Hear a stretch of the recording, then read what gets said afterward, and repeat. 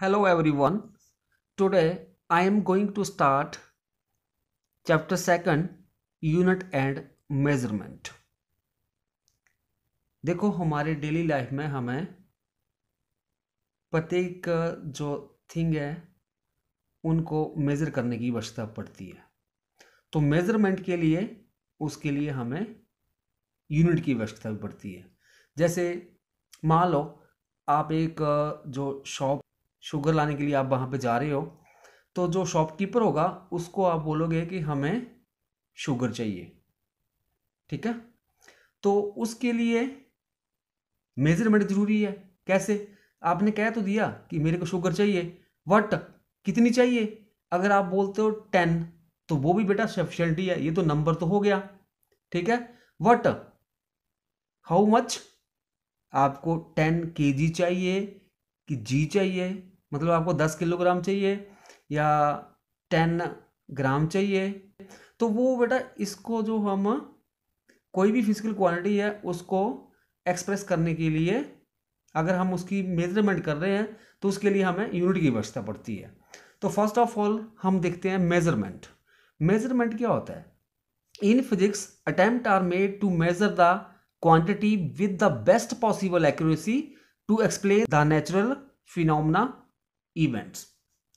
देखो बेटा, जो ये नेचर है इसमें काफ़ी फिनोमेना जो है पाए जाते हैं, ठीक है। तो उन फिनोमेना को मेज़र करने के लिए, मतलब उसमें जो क्वांटिटी जो आ रही है उनको मेज़र करने के लिए विद पॉसिबल एक्यूरेसी फिजिक्स का काफ़ी रोल है, ठीक है। तो इसलिए हम फिजिक्स को साइंस ऑफ मेजरमेंट और एग्जैक्ट साइंस भी बोलते हैं। Thus the physics can be defined as the science of measurement और एग्जैक्ट साइंस। देखो, जो मेजरमेंट है उसको डिफाइन किया था किसने? लॉर्ड कैल्विन ने। और उन्होंने क्या बताया था? I often say when you can measure that you are speaking about. उनका कहना था कि व्हेन यू कैन मेजर, जब आप किसी भी चीज को मेजर करते हो, देन उसका मतलब क्या है बेटा? यू आर स्पीकिंग अबाउट, आप उसके बारे में बोल रहे हो। And express it in numbers, और उसको आप नंबर में एक्सप्रेस करोगे। You know something about it. तो इसका मतलब क्या हो गया? आप कुछ उसके बारे में जानते हो। What if you cannot express it in numbers, your knowledge is meagre and unsatisfactory. अगर आप उसको एक्सप्रेस नहीं करते हो नंबर में, तो इसका मतलब क्या है? आप उसके बारे में जानते नहीं हो, और जो आपकी जानकारी है वो सेटिस्फैक्टरी नहीं है। नेक्स्ट है the measurement of a physical quantity and unit for measurement. जब हम कोई फिजिकल क्वांटिटी लेते हैं, उसको हम मेजर करते हैं, तो उसके लिए हमें यूनिट की आवश्यकता पड़ती है, ठीक है। तो फर्स्ट ऑफ ऑल मेजरमेंट देखते हैं। For measurement of a physical quantity means comparison of a physical quantity with other homogeneous quantity of same kind taken as a standard to find out how many times the given standard quantity is contained in the given physical quantity। किसी भी physical quantity का measurement करना means comparison करना उस physical quantity का with other homogeneous quantity जो कि उसी काइंड की हो, और फाइंड आउट करना कि वो क्वांटिटी जो है how many times the given standard is contained in the given physical quantity, कि जो गिवन फिजिकल क्वांटिटी है उसमें उसका कितना अमाउंट है। नेक्स्ट है unit. Unit is a standard quantity with which a physical quantity of same kind is compared for measuring it। Unit जो होते हैं वो एक स्टैंडर्ड क्वांटिटी होती है with which a physical quantity of same kind, जिसके साथ कोई जो फिजिकल क्वांटिटी है सेम काइंड की है उसको हम कंपेयर करते हैं फॉर मेजरिंग इट, उसको मेजर करने के लिए। For the measurement of a physical quantity say X, two things are required. कोई भी फिजिकल क्वांटिटी है, जैसे हमने एक्स ले ली, उसको उसकी मेजरमेंट के लिए टू थिंग्स आर रिक्वायर्ड, दो चीज़ों की आवश्यकता पड़ती है। फर्स्ट द यूनिट, पहली कौन सी? Units in which the physical quantity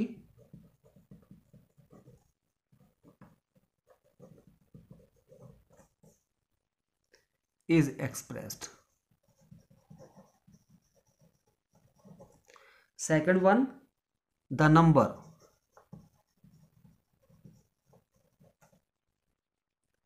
of times the given unit is contained in the physical quantity। Means अगर कोई फिजिकल क्वांटिटी है उसको हमने एक्सप्रेस करना है तो उसके लिए टू थिंग्स की आवश्यकता पड़ती है। फर्स्ट वन द यूनिट्स, मतलब उस फिजिकल क्वांटिटी के यूनिट, और the number of times the given unit is contain in the physical quantity, मतलब कितने नंबर है उसमें। That is physical quantity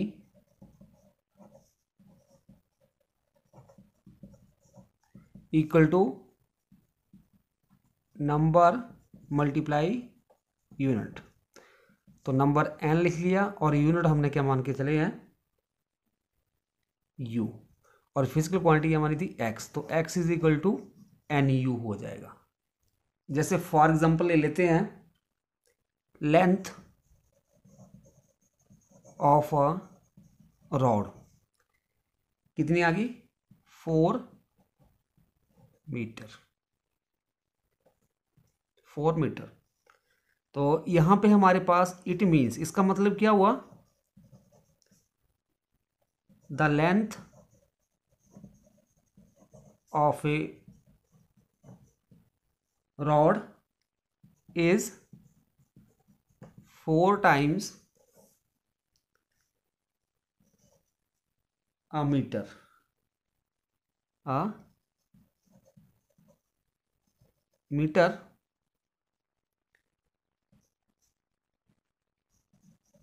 the unit of measuring length। मतलब क्या हुआ कि जो लेंथ ऑफ रोड है वो 4 टाइम है किसके? A metre, the unit of length. Second example ले लेते हैं, mass of a bag is equal to 2 kg। मतलब it means mass of a bag, ये क्या होगा हमारे पास? This is physical quantity is 2 times a kg, kilogram, और the unit of measuring mass. Next topic है fundamental and derived unit. Fundamental मतलब प्रमुख, जो बेस यूनिट होंगे, and derived unit. Drive unit means जो फंडामेंटल यूनिट से drive किए जाएंगे। ठीक है, तो फर्स्ट ऑफ ऑल हम देखते हैं फंडामेंटल फिजिकल क्वांटिटी। जो फंडामेंटल फिजिकल क्वांटिटी क्या होती है?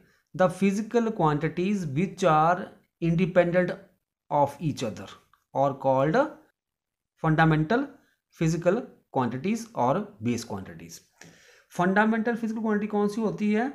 जो इंडिपेंडेंट होती हैं विद ईच अदर्स, एक दूसरे के, उसको हम बोलते हैं फंडामेंटल फिजिकल क्वांटिटी और बेस क्वांटिटीज। और हमारे पास कौन सी है वो main? Mass, length, time, electric current, luminous intensity and quantity of matters. These all are fundamental physical quantity and these are also known as the base quantity. जो base है उसका next है fundamental और बेस यूनिट। तो बेटा fundamental और base unit क्या हो जाएगा? जो हमारे पास ये फंडामेंटल फिजिकल क्वांटिटी है, क्या आ गया? Mass, length, time, electric current, इन सभी के जो यूनिट होंगे वो क्या कहलाएंगे? बेस यूनिट या फंडामेंटल यूनिट। तो क्या हो गया? The unit of fundamental physical quantity are called fundamental और बेस यूनिट। नेक्स्ट आता है बेटा derived physical quantity. Derived physical quantity कौन सी होती है? वो क्वांटिटी जिनको हम फंडामेंटल फिजिकल क्वांटिटी से ड्राइव करते हैं। जैसे देख लो आपके पास any physical quantity which can be derived from the fundamental physical quantity by multiplying or dividing them is called derived physical quantity।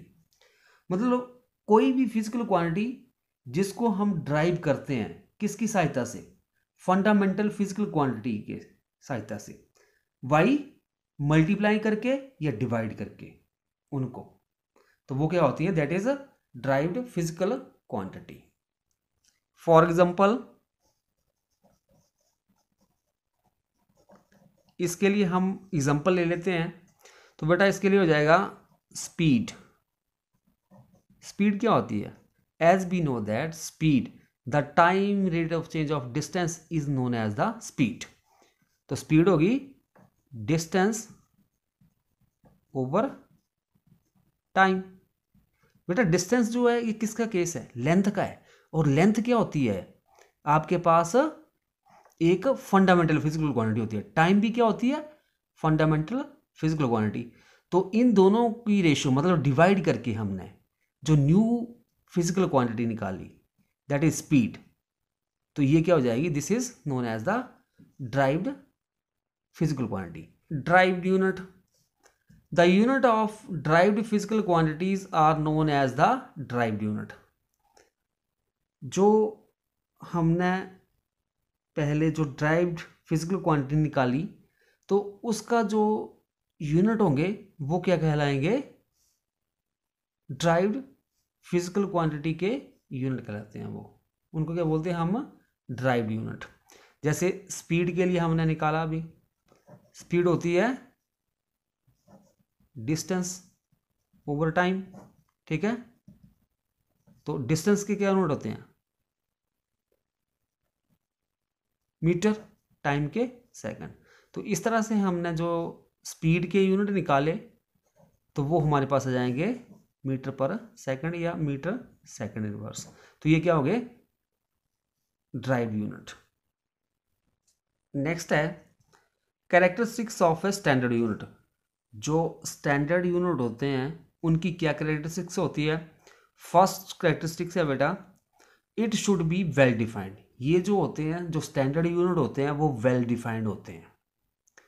Second, it should be of proper size. इनका size जो है proper होता है, very small और very large size of the unit may cause inconvenience. Third one जो है it should be easily accessible. ये easily accessible होते हैं। It should be reproducible at all places without any difficulty। Next जो है standard unit की characteristics, it should not change with time, place and physical condition such as pressure, temperature etcetera.